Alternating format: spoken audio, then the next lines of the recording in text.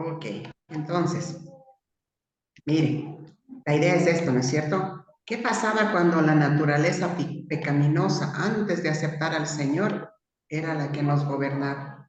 ¿Y qué pasa ahora que somos hijos de Dios? ¿No es cierto? Antes estábamos dominados por el pecado, ahora estamos dominados por el Espíritu Santo. Antes éramos esclavos del pecado, ahora somos libres del pecado. Antes éramos enemigos de Dios, ahora somos amigos de Dios. Exacto, antes éramos enemigos de Dios.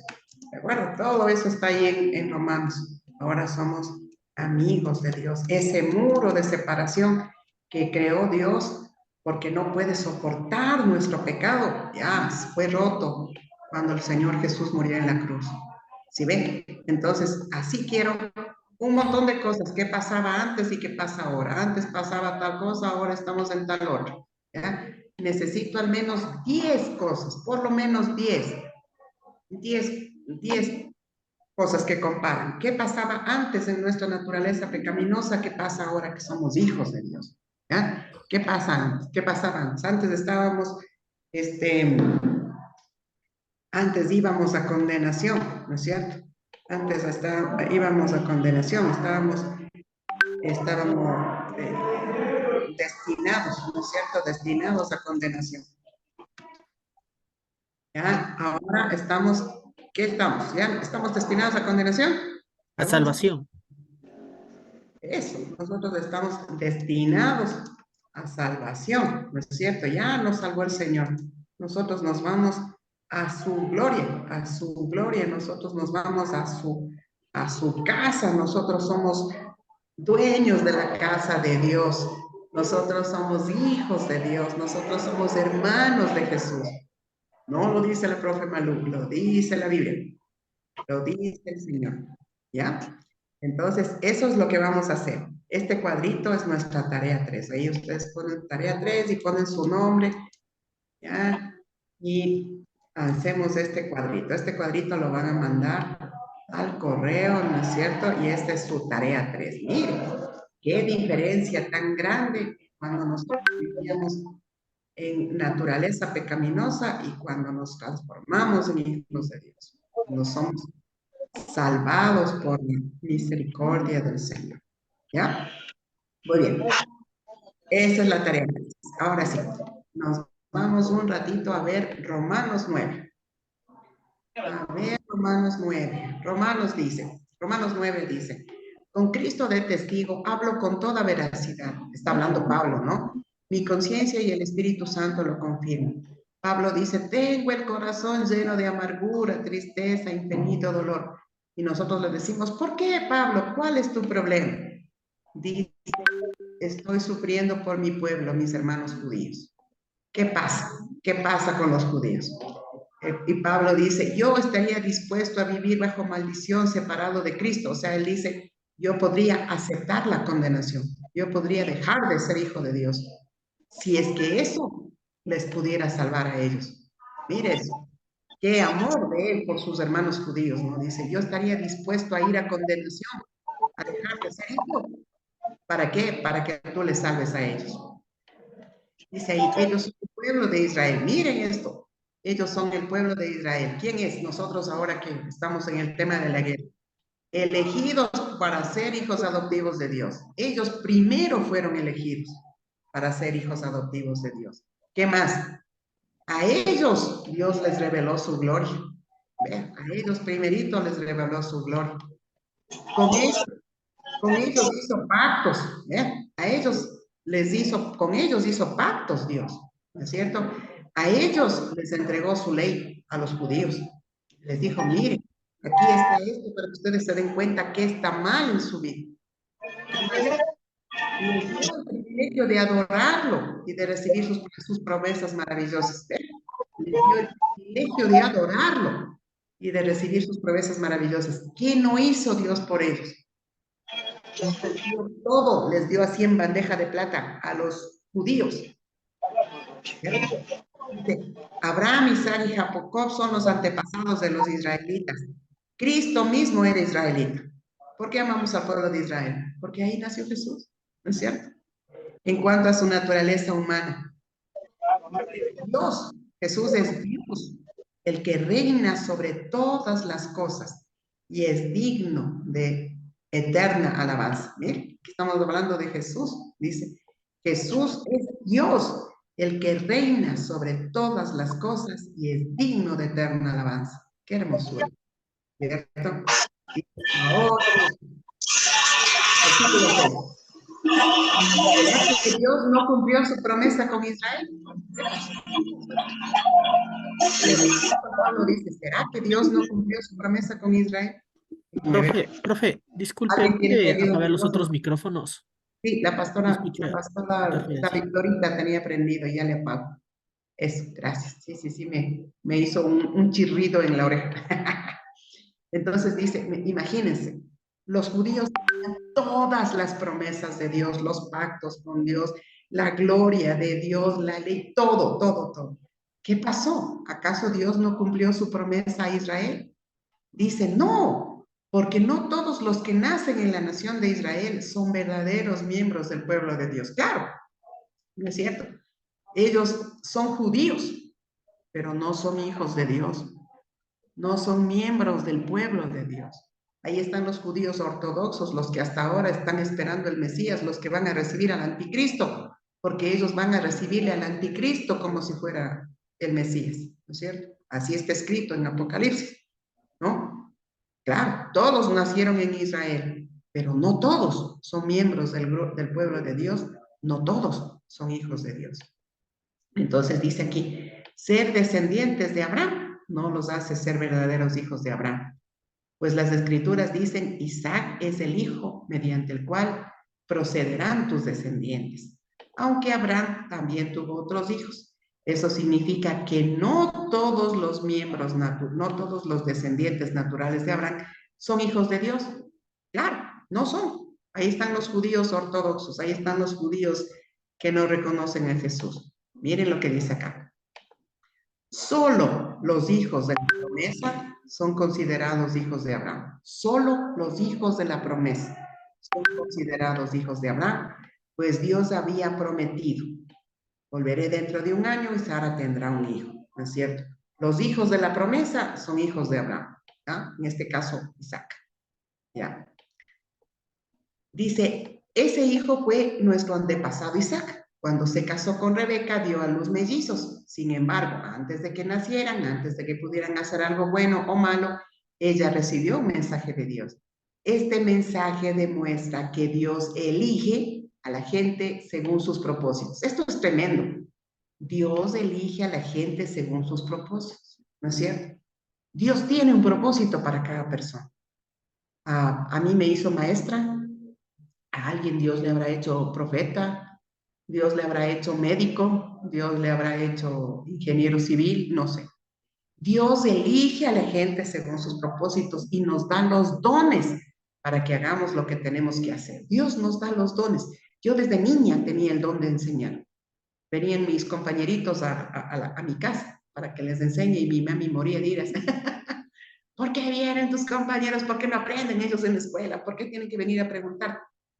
Dios me dio a mí dones desde chiquita para ser maestro. Y yo peleándome con Dios, no, yo no quiero ser maestra. No, Dios nos elige a nosotros según sus propósitos. Dios, desde antes de que naciéramos, sabe cuál es nuestro propósito. Mire lo que dice acá.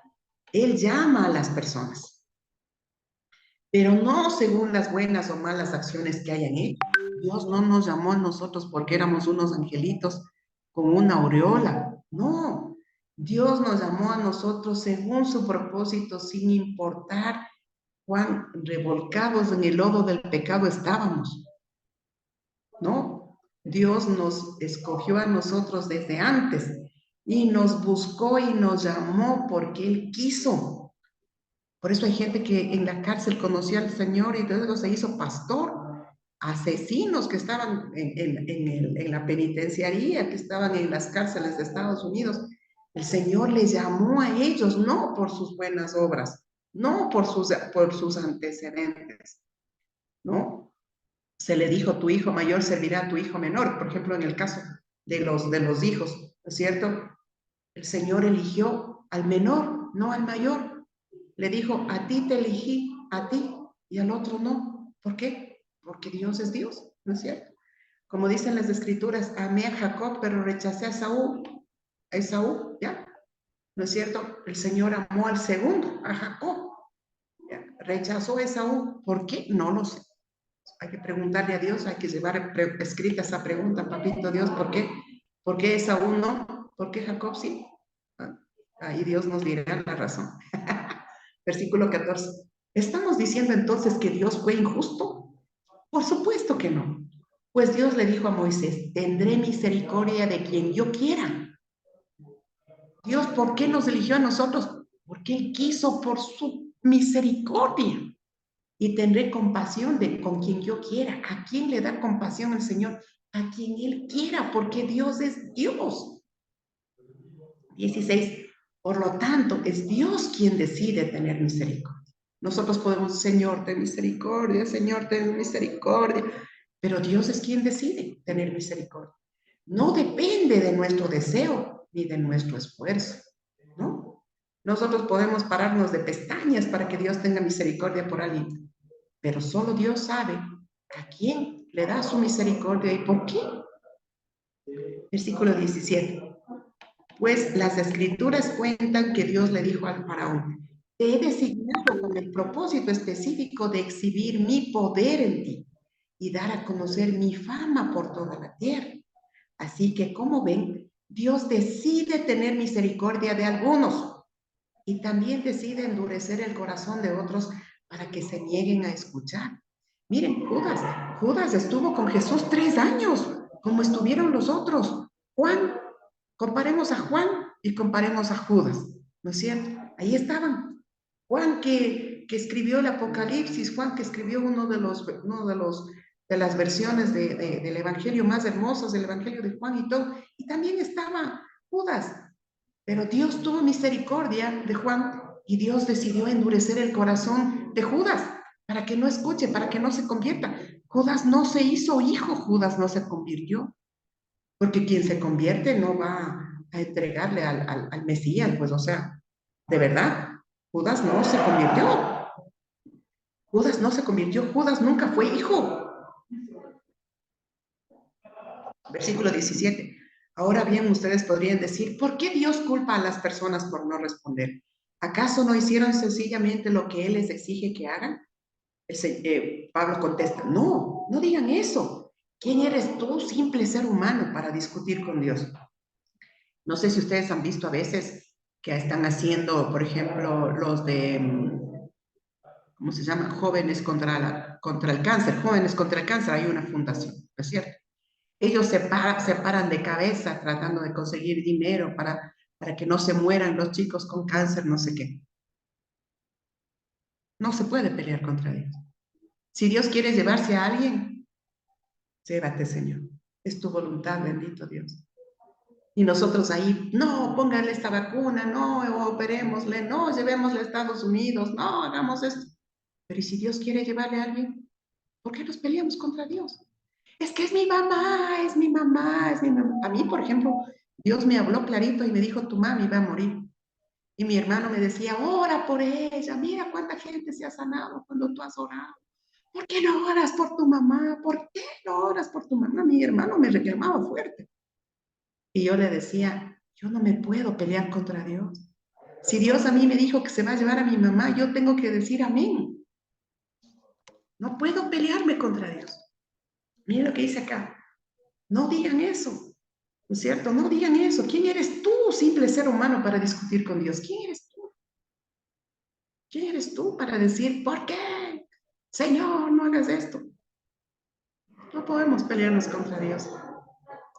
¿Acaso el objeto creado puede preguntarle a su creador, ¿por qué me has hecho así? ¿Por qué me diste esta nariz, Dios? Porque Dios quiso. ¿Por qué me diste estos ojitos chinos? Porque Dios quiso. No puedo irle a decir, ¿acaso el objeto creado? Yo puedo preguntarle a su creador, ¿por qué me hiciste así, Dios? No, Dios es Dios. Cuando un alfarero hace vasijas de barro, no tiene derecho a usar el mismo trozo de barro para hacer una vasija de adorno, u otra para arrojar basura. Dios es Dios. Una vasija preciosa, hecha con el mismo barro. Oye, una vasija para poner basura. Vea, Dios es Dios. Dios sabrá qué hace y por qué y con quién. Wow.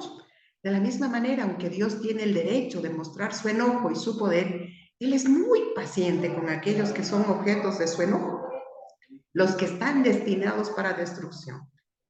Hay gente que ya, el Señor sabe que ellos no mismo, no porque Dios es malo, porque si no se contradiría ese versículo que dice que Dios quiere que todos procedan al arrepentimiento, ¿no es cierto? Si no dirían, no, pues Dios ya sabe que Él se va a ir a la condenación, entonces ¿para qué? No.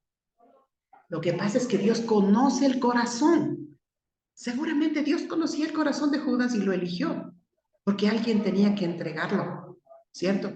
Pero Dios sabía que a pesar de oír todo lo que oyó y de ver todo lo que vio, el corazón de Judas era tan duro que él nunca se entregó a Dios, él nunca fue hijo. Entonces, a veces uno dice, ¿qué? ¿Qué está pasando aquí?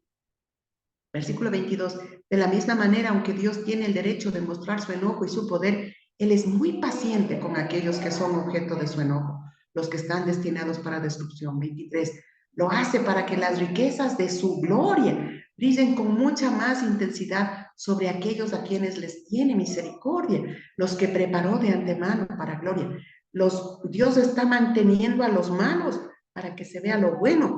Dios mantiene a la cizaña para que después se distinga el trigo. Es la idea. Lo hace para que las riquezas de su gloria brillen con mucha más intensidad sobre aquellos a quienes les tiene misericordia, los que preparó de antemano para gloria. Y nosotros estamos entre los que Él eligió. Eso uno tiene que llegarle hasta el alma. Nosotros estamos entre los que Él eligió, sea del grupo de los judíos o de los gentiles, no importa, nosotros somos gentiles, pero nosotros fuimos elegidos por Dios. Gloria al Señor, gracias Dios por eso, gracias Señor por eso. 25. Con respecto a los gentiles, nosotros, Dios dice en la profecía de Oseas, a los que no eran mi pueblo, nosotros que no somos judíos, ahora les llamaré mi pueblo y amaré a los que antes no amaban. Nosotros no estábamos en la lista de los judíos, nosotros no éramos su pueblo, pero Él a nosotros nos eligió y nos amó. Y también dice, en el lugar donde se les dijo, ustedes no son mi pueblo, allí serán llamados hijos del Dios viviente. Diga, yo soy hija del rey viviente, del Dios viviente, yo soy hija.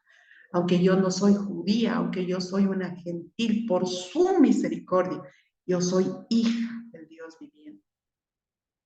Con respecto a Israel, el profeta Isaías exclamó, aunque los hijos de Israel son tan numerosos como la arena a la orilla del mar, solo un remanente se salvará. ¡Wow!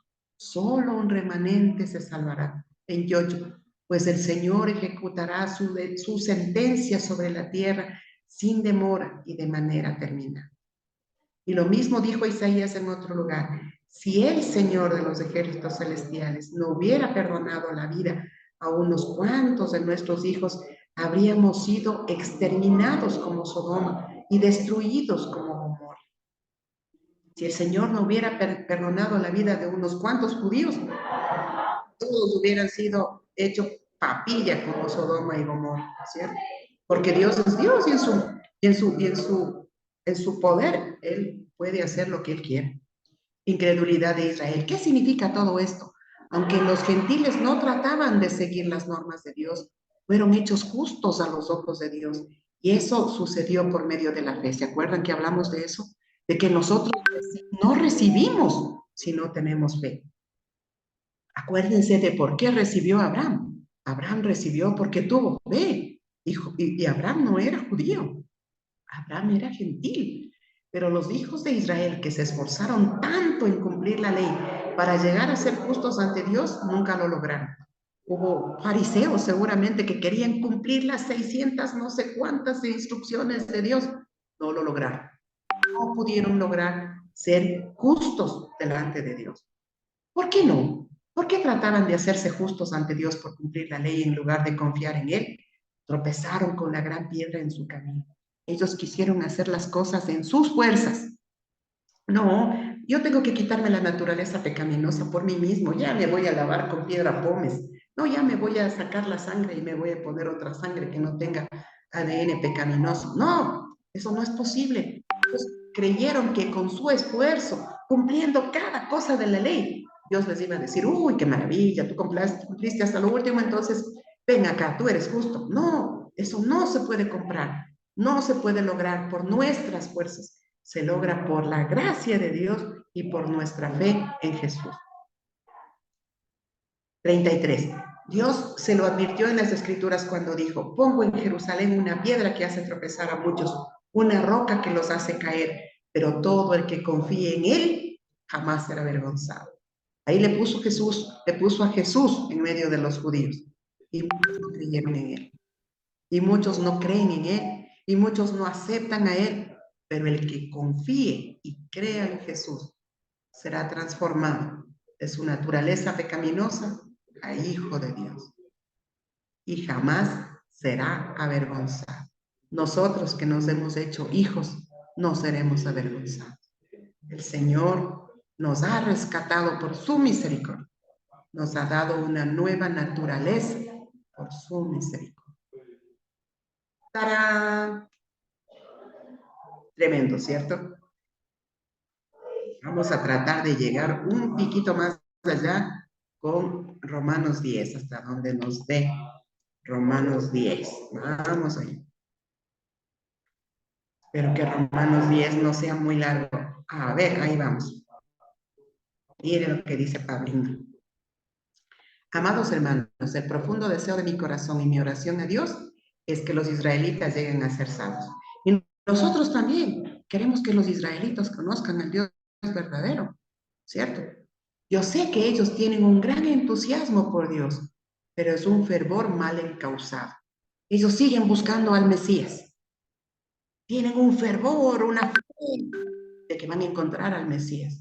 Y no se dieron cuenta de que el Mesías ya llegó y se fue. Versículo 3. Pues no entienden la forma en que Dios hace justas a las personas. Ellos no se dan cuenta de que no es por cumplir la ley que se hace uno salvo, que no es por cumplir la ley que uno se hace hijo, no. Se niegan a aceptar el modo de Dios. Se pelean contra Dios. No, yo no quiero que tú me salves por tu gracia. Yo quiero ganarme la salvación. No, así no es.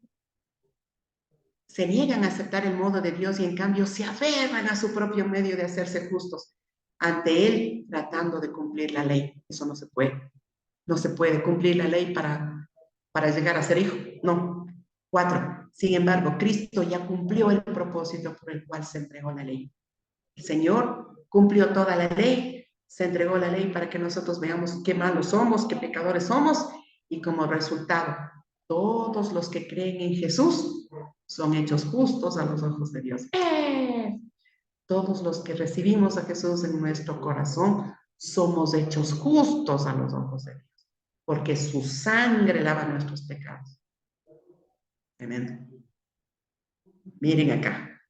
La salvación es para todos. Eso es lo que les decía. No es que Dios dice, uy, a estito ya para nada. Uy, ya para qué le doy la salvación. No, ya directito se va la paila. No. Dice, versículo 5, pues Moisés escribe que la ley exige obediencia a todos sus mandatos para que una persona llegue a ser justa ante Dios, que solo lo logró Jesús. Pero el modo de la fe para hacernos justos ante Dios dice, no digas en tu corazón, ¿quién subirá al cielo para hacer bajar a Cristo a la tierra?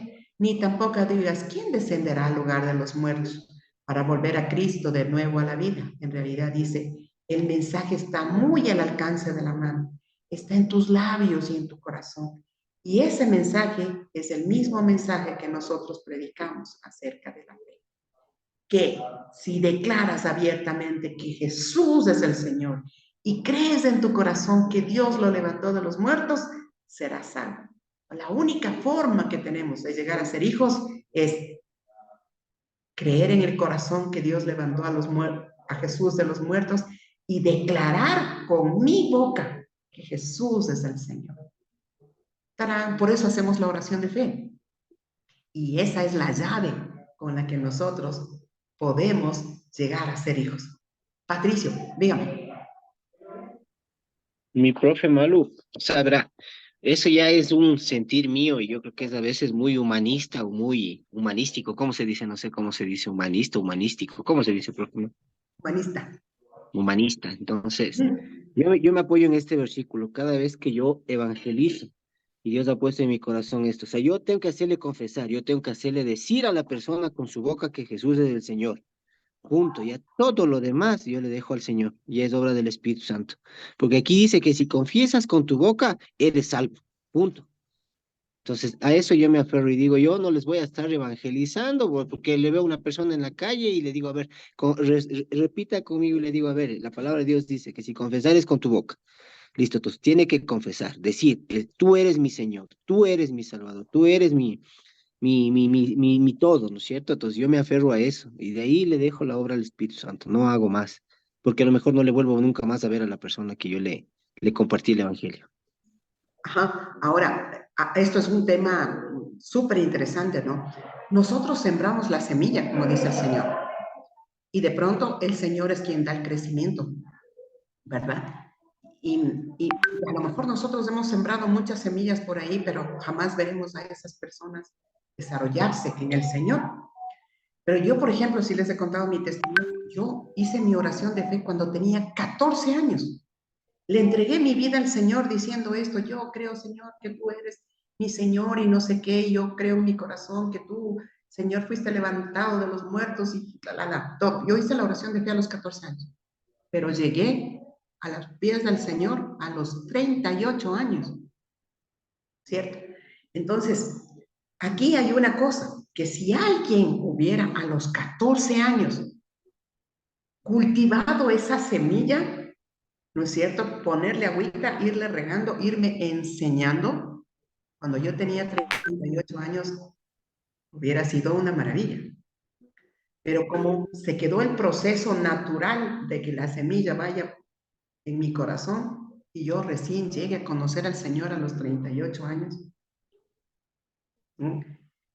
Seguramente el Señor no puso nadie en mi camino hasta que yo tuviera 38 años y pudiera ser atrapada por Él y yo asumirlo con todo mi corazón, con toda mi alma, con toda mi mente, con todos mis huesos, con todo, ¿cierto? O alguien podría decir, pero qué desperdicio. Desde los 14 a los 38 años pasaron 24 años que esta persona pudo haber hecho muchas cosas. Y entonces ahí uno dice, ¿cuál era la voluntad de Dios? ¿Que alguien me evangelice a mí y no hubo quien? ¿O que nadie me evangelice a mí y yo llegue a los 38 años recién para poder de verdad, verdad, entrar en el reino de Dios, entrar en su conocimiento y en su amor? Pero el Señor por eso dice en la Gran Comisión, haced discípulos, ¿no es cierto? Entonces yo a ratos pienso que es como irresponsable hacer que soltamos la semilla y decimos, bueno, ahí se va la semilla. Alguien ha de regar, ¿no es cierto? Y eso pasa cuando hacemos una campaña de evangelización. Pero otra cosa es cuando viene una persona a la iglesia, a nuestra iglesia, y le hacemos hacer la oración de fe y luego no le consolidamos. Eso es como hacerle nacer a un bebé y después dejarle en el basurero. Eso sí me parece tenaz, de que habiendo llegado a nuestra iglesia, nosotros no le hagamos un seguimiento, no le consolidemos, no le demos enseñanza para que sea discípulo. En el caso que yo les hablo de cuando yo acepté al Señor, eran unos gringuitos que vinieron, unos jovencitos que hacían malabares. Yo me acuerdo que algunos hacían malabares con discos, con platos, con horrores, con pelotas, etcétera. Y fueron a mi colegio y esa fue la forma. Yo estaba en un colegio católico y esa fue la forma como Dios permitió que ellos entraran, porque dijeron ellos vienen a hacer un espectáculo para jóvenes. Y esa fue su llave de entrada a un colegio recontra católico como la Providencia. ¿Ya? Pero yo hice mi oración de fe a los 14 años, ¿cierto? Eso es una campaña de evangelización. Como dice usted, Patricio, a lo mejor nunca volvemos a ver a esa persona. Esos gringuitos nunca más me volvieron a ver a mí. Yo nunca más volví a verlos. Pero creo que es ser irresponsable el que cuando la gente viene y acepta en nuestra iglesia, nosotros no les formemos. Eso Ah, sí no, me parece triste. pero claro, mi problema eso ya es en la iglesia, o sea, ya cuando mal o Ah, bien llegan, pero ya ahí al aire libre, como hacen, por ejemplo, mi hermano Ricardo, mi hermana María Elena, es otra cosa, es al aire libre, ya si le veo, pues ya no les puedo obligar tampoco que vayan a mi iglesia. por supuesto, por supuesto. Eso sí, por eso les decía, una cosa es una campaña en la que yo llego y después a lo mejor nunca más les vuelvo a ver, ¿verdad? Nunca más les vuelvo a topar en la vida. Y otra cosa es cuando ya vienen a la iglesia. Por alguna razón vinieron a la iglesia, entonces ellos ya entran, como decir, en nuestro territorio y ya no les dejamos escapar. Y ahí sí, les vamos formando, les vamos enseñando, les enseñamos a orar, a leer la Biblia, les empezamos a trabajar, porque a lo mejor la primera vez que hicieron la oración de fe, la dijeron sin conciencia, ¿no? Y el día que ellos de verdad entreguen su corazón al Señor, ¡pim!, se volvieron hijos. Entonces, ahí hay esas dos diferencias, ¿no? Claro, soltamos la semilla en la calle, en el evangelismo, pero otra cosa es ya tenerlos cerca en la iglesia. Ahí sí hay que alimentarlos, hay que cuidarlos, ¿no? Porque son bebés espirituales que vienen en nuestras manos. Ajá. Perfecto, gracias Patricio. Dice aquí 10, pues es por creer en tu corazón que eres hecho justo a los ojos de Dios. Cuando nosotros creemos en nuestro corazón que Jesús es el que murió por mí, ¿no es cierto? Entonces, yo declaro abiertamente y por mi fe yo llego a ser salvo. Como dicen las escrituras, todo el que confíe en Jesús jamás será avergonzado. No hay diferencia entre los judíos y los gentiles en este sentido. Ambos tienen el mismo Señor, quien da con generosidad a todos los que lo invocan. Entonces los judíos no pueden decir, ah, es que como yo ya soy judío, yo ya soy salvo. No, si es que ellos no confiesan con su boca, ellos no hacen su entrega a Dios de todo su corazón, tampoco son salvos, porque no es por herencia esta cosa, ¿no? Es por decisión, por decirlo con su boca y decirlo en voz alta. Pues todo el que invoque el nombre del Señor será salvo. Pero ¿cómo pueden ellos invocarlo para que los salve si no creen en Él? Estamos hablando de los judíos, ¿no es cierto? ¿Cómo pueden ellos creer si no hay quien les predique? ¿Y cómo pueden creer en Él si nunca han oído de Jesús? ¿Y cómo pueden oír de Jesús a menos que alguien se lo diga? Y no solo los judíos, ¿no? Sino que si hay una persona que está en la calle botada y no hay quien le diga, mira, Jesús te ama, ¿sabes qué? Levántate de ahí. Si no hay quien le diga, ¿cómo conocerán? ¿Y cómo irá alguien a contarles sin ser enviado? Por eso las escrituras dicen, qué hermosos son los pies de los mensajeros que traen buenas noticias. Qué hermosos son ustedes, nosotros, que hemos sido elegidos por el Señor para ser ministros de las buenas noticias del Evangelio. Sin embargo, claro, nosotros sabemos, no todos aceptan la buena noticia, no todos aceptan a Jesús, pues, porque el profeta Isaías dijo, Señor, ¿quién ha creído nuestro mensaje? Así que la fe viene por oír, es decir, por oír la buena noticia acerca de Cristo. Pero pregunto, ¿de verdad el pueblo de Israel oyó el mensaje? Claro que sí. El mensaje se ha difundido por toda la tierra y sus palabras por todo el mundo. 19, vuelvo a preguntar, ¿entendió realmente el pueblo de Israel? Por supuesto que sí, pues incluso en el tiempo de Moisés Dios dijo, despertaré sus celos con un pueblo que ni siquiera es una nación, provocaré su enojo por medio de gentiles insensatos. Es decir, el Señor dijo, bueno, ustedes no creen, voy a irme con otros, con otro pueblo que no era mi pueblo, con los gentiles me voy a ir, para que los judíos digan, ¿cómo, Señor? ¿Nos dejaste a nosotros por ellos?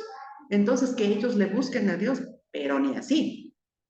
Luego Isaías habló audazmente de parte de Dios y dijo, me encontraron personas que no me buscaban, nosotros. Me mostré a los que no preguntaban por mí, nosotros. Pero con respecto a Israel, Dios dijo, todo el día les abrí mis brazos, pero ellos fueron desobedientes y rebeldes. Y eso también pasa, ¿no? Cuando nosotros predicamos, hay gente que es desobediente y rebelde, y si es desobediente y rebelde, no tiene fe, no recibe, no recibe. Berito quiere un billete de 100, que tiene que decirle a Vero, sí, pues lo recibe. Pero si no lo dice, si no se manifiesta, si no lo cree, si, uy, la profe Malú, el rato que yo extienda la mano me va a quitar el billete. Perdió, ya lo perdió. Sí, Esto yo es un también quiero un tema billetito de 100. se perdió el billete. Listo, niños. Se acabó. Hemos acabado 6, 7, 8, 9, 4 capítulos de Romanos. ¿Qué les gustó? ¿Qué les pareció? Bien, sí, tremendo. Romanos es lindísimo. Bueno, toda la Biblia es maravillosa, toda la Biblia. Pero cuando uno lee Romanos, el corazón se llena de información, se llena de esperanza, se llena de la revelación que Dios tenía para nosotros desde siempre. Romanos es un libro poderoso. ¿Sí? Después ya no solamente nos quedarían 11, 12, 13, 14, 15, 16. Tres, capaz que en una y media ya hacemos el examen. Entonces la tarea está, hemos leído Romanos, si alguien quiere volver a leer Romanos, léalo. En la versión nueva traducción viviente es clarísimo y en la Dios habla hoy también es traducción del lenguaje actual también dice esto con cucharita, ¿no? A ratos Romanos en el Reina Valera es más difícil, pero aquí es una maravilla. ¿Listo? Entonces, gracias al Señor por ustedes, por sus vidas, por todo lo que ustedes han hecho y por dedicarle su tiempo al Señor. Entonces, listo, ahí estamos. Voy a hacer una captura de pantalla para darle a la Mayrita. Ya. Y listo. Entonces nos estamos viendo. Dios permita, el Señor así nos permita la próxima semana y seguiremos con nuestro estudio de Romanos. Muchos Gracias, besitos. doctorita. Dios le bendiga. Que les dé una bendecida semana. En el nombre de Amén. Adiós, Dios les bendiga. ¿Ya no tenemos más clases, mi profe Malu? Sí, tenemos todavía. No, porque el pastor Patricio se fue Juanga. a Huangaje. Ve y no Sí, nos llevó. ¿Cuánto se fue este pastor Patito y no nos ha llevado? sí, no nos llevó. Ah, cierto, cierto, cierto. Les voy a mandar un videito que hice por ahí para ver cómo vamos a evangelizar en este diciembre y estar a seguir recibiendo cosas para planificarnos cuándo nos vamos a Huangaje. Amén, amén. Pero ahí no solamente vamos a Amén. trabajar con la gente de la iglesia, vamos, creo que hacer un puerta a puerta para invitarles y para predicar. ¿Eh? Perfecto, perfecto. Amén. Amén. Adiós, adiós, que el Señor Bendiciones les a bendiga y Adiós, les guarde. semana, mis Amén. hermanos. Dios los Dios guarde. les Muchos bendiga a besitos. todos, Bendiciones a hermanos. todos. Les bendiga. Amén. Dios Dios los les guarde. bendiga. Adiós. Bendiciones.